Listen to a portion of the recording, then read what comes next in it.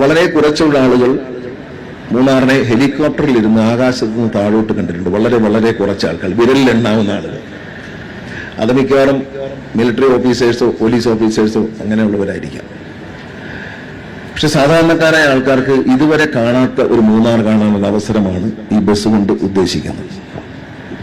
മൂന്നാറിലേക്ക് വരുന്ന ടൂറിസ്റ്റുകൾക്ക് പോകുവാൻ വേണ്ടി ചിന്നക്കനാലിൽ പോകാം, മറയൂരിൽ പോകാം, മാട്ടുപ്പെട്ടിയിൽ പോകാം. അങ്ങനെ ഒരുപാട് കാഴ്ചകളുണ്ട്. ഈ കാഴ്ചകളെല്ലാം കാണുന്നതോടൊപ്പം മറ്റൊരു അനുഭവം കൂടി പകർന്നു കിട്ടാൻ വേണ്ടിയിട്ടാണ് ഈ ബസ് രൂപകൽപ്പന ചെയ്തത്. ആദ്യം തന്നെ നിങ്ങളെല്ലാവരും മനസ്സിലാക്കണം, ഈ ബസ്സിന് ഒരു ഹെഡ്ലൈറ്റിന്റെ ആവശ്യം പോലും ഇല്ല. ഈ ബസ്സിൽ ഒരുപാട് ലൈറ്റ് വെച്ചിരിക്കുന്ന ഒരു പ്രകടനമുണ്ട്. ആ ലൈറ്റ് ഒന്നും ഇടാൻ വേണ്ടി വെച്ചതല്ല, ഒരു ഭംഗിക്ക് വേണ്ടി വെച്ചതാണ്. അത് ഇടാനും ഉദ്ദേശിച്ചില്ല. KSRTC ഈ ബസ് ഓടിക്കുന്ന ഡ്രൈവറോടും ഞാൻ കണ്ടക്ടറോടും പറയുന്നു, നിങ്ങൾ ഈ ഇലുമിനേഷൻ ലൈറ്റ് ഒന്നും ഇടണ്ട. കാരണം രാവിലെ 8:30 മണിക്കാണ് ആദ്യത്തെ ട്രിപ്പ് തുടങ്ങാൻ ഉദ്ദേശിക്കുന്നത്. ഈ വണ്ടി പകൽ സമയം മാത്രമേ ഓടിക്കുന്നുള്ളൂ. രാത്രിയിൽ മൂന്നാറിൽ ഒന്നും കാണാനില്ല. കുറ്റാക്കുറ്റി ഇരുട്ടാണ്. ഇരുട്ടിലൊന്നും കാണാനില്ല. 6 മണിക്ക് മുമ്പ് 8:30 മണിക്കും 6 മണിക്കും ഇടയ്ക്ക് ഈ വാഹനം യാത്രക്കാരുമായി 4 ട്രിപ്പുകളാണ് ഓടിക്കാൻ ഉദ്ദേശിക്കുന്നത്. ഗ്യാപ്പ് റോഡിലൂടെ ചിന്നക്കനാൽ, പെരിയ കനാലിലെത്തും. ഇപ്പോൾ ബ്ലോക്ക് പഞ്ചായത്ത് പ്രസിഡന്റ് ഇവിടെ ഇരുന്നപ്പോൾ ഒരു ആശയം പറഞ്ഞ് അവിടെ നിന്ന് 1.5 കിലോമീറ്റർ കൂടി പോയാൽ ആനയറങ്കൽ ഡാം കാണാമെന്ന് ആശയം സ്വീകരിക്കുകയാണ്. MLAയും അവരോട് യോജിച്ചു. മറ്റൊരു മനോഹരമായ കാഴ്ച കൂടി ഉൾപ്പെടുത്തിക്കൊണ്ട് ടൂറിസത്തിലെ ഉദ്യോഗസ്ഥരോട്, KSRTC ഉദ്യോഗസ്ഥന്മാരോട് 1.5 കിലോമീറ്റർ കൂടി ഓടി ആ സ്ഥലം കൂടി കവർ ചെയ്ത് പോരാനുള്ള ഒരു സംവിധാനം ഉടൻ ഏർപ്പെടുത്തണം. ഇന്ന് ഉച്ച മുതൽ വണ്ടി ഓടി തുടങ്ങും. മുകളിലത്തെ നിലയിൽ റേറ്റ് കൂടുതലും താഴെ കുറവുമാണ്. അത് തിരുവനന്തപുരത്തെ ഡബിൾ ഡക്കറിലും അങ്ങനെ തന്നെയാണ് ചെയ്തിരിക്കുന്നത്. എന്തിനാണ് ഈ ഡബിൾ ഡക്കർ ഇവിടെ കൊണ്ടുവന്നത്? നമുക്കറിയാം, ബഹുമാനപ്പെട്ട തെരഞ്ഞെടുപ്പ് കമ്മീഷന്റെ നിർദ്ദേശപ്രകാരം കഴിഞ്ഞ തെരഞ്ഞെടുപ്പ് കാലത്ത് വോട്ട് ചെയ്യുക, എല്ലാവരും വോട്ടവകാശം ഉപയോഗിക്കുക എന്ന മുദ്രാവാക്യം ഉയർത്തിപ്പിടിക്കാൻ വേണ്ടി KSRTC ഒരു ഡബിൾ ഡക്കർ മൂന്നാറിലേക്ക് കൊണ്ടുവരണം എന്ന് ബഹുമാനപ്പെട്ട തെരഞ്ഞെടുപ്പ് കമ്മീഷൻ ആവശ്യപ്പെട്ടിരുന്നു. അതനുസരിച്ച് ഒരു ഡബിൾ ഡക്കർ ഇവിടെ കൊണ്ടുവന്നു.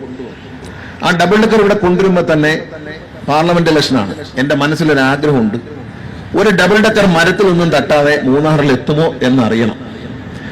അതിന് KSRTCക്ക് പൈസ എന്നുള്ള സമ്മാനമല്ലാത്തതുകൊണ്ട് ഇലക്ഷൻ കമ്മീഷന്റെ ചെലവിലാണ് ഡബിൾ ഡക്കർ ഇവിടെ വന്നത്. അപ്പൊ ഒരു വെടിക്ക് 2 പക്ഷി. ഡബിൾ ഡക്കർ ഇവിടെ കൊണ്ടുവരാമെന്ന് കണ്ടുപിടിച്ചു.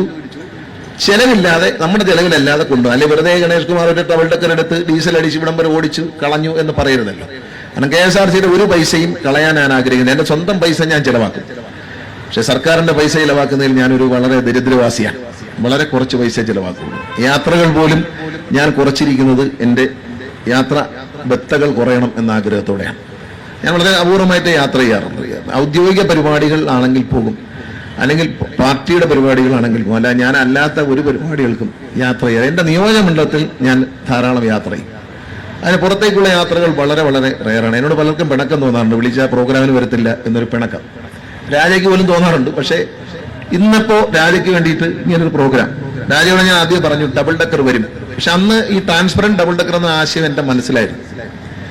അത് KSRTCയിലെ എഞ്ചിനീയറെ അറിയിക്കുകയും വളരെ സമർത്ഥനായ ശ്രീ ഉണ്ണികൃഷ്ണൻ എന്ന എഞ്ചിനീയറും അദ്ദേഹത്തിന്റെ ടീം, വലിയൊരു ടീമാണ് വർക്ക് ചെയ്തത്. ആ ടീം ഈ ഡബിൾ ഡക്കറിനെ ഇത്തരത്തിൽ രൂപകൽപ്പന ചെയ്ത് മാറ്റിയെടുത്തു. തിരുവനന്തപുരം MLA ശ്രീ പ്രശാന്ത്, അദ്ദേഹം തിരുവനന്തപുരത്ത് ജനിച്ചു വളർന്ന ആളാണ്.